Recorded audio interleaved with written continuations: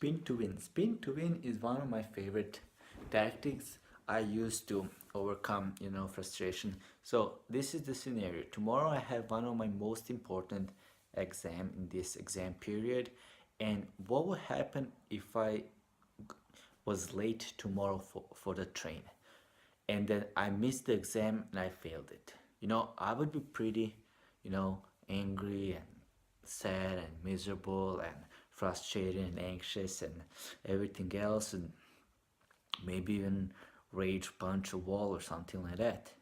And that's really, really bad. Like, you don't want that.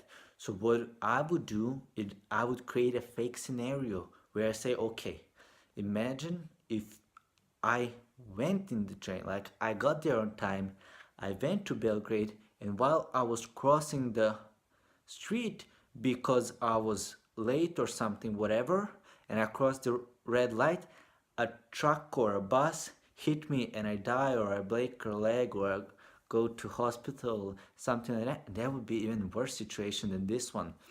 And then I'll be like, well, I guess it's not that bad that I missed the train and failed exam. So try using that one. I call this technique spin to win. I don't know, like I like using those, funny acronyms or however you're gonna call them, like to like it's a memorization technique. So one of my professor has like a how do I say, he has a game and exercise that he pretends first that he's like a child, and that we as a group are social worker, but 50 of us are one social worker. We are treated as a one social worker. And then later he transforms into like an analyzer. Then he analyzes the conversation. And then he has a name for that. And like, there's no way I would remember the whole name because of, it's just a thing, like it's a long name. He said it only once, like easy to forget. And then I associated it with Kevin Hart and Dr. Jones. So why? Because, well, Hart is part of the name and Doctor is also part of the name. So then I was like, okay, Kevin Hart, I can remember that. And then Hart. And then Dr. Jones, well, Doctor part is over there. And then, like memorization technique, association. So there's a saying that situation is neither good or bad until we assign the meaning to it. So me being late for the train tomorrow is neither good, neither bad until I decide is it good or bad. And usually you would decide it's a bad thing because you're gonna fail the exam. But I'll be like, you know what? It's a good thing because I avoid getting hit by a bus.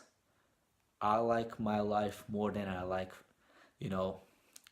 passing that exam. And then I wouldn't feel as bad. Of course, that doesn't mean be late next time as well. Like, I'm not saying be delusional and just, write off everything bad that happened. I'm just saying it's a good coping mechanism to get you, to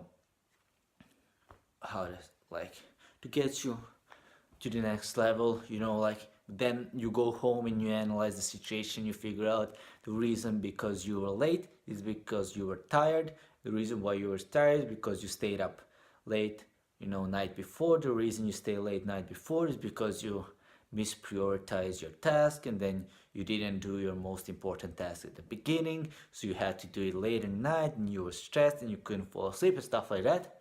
So you have to do that.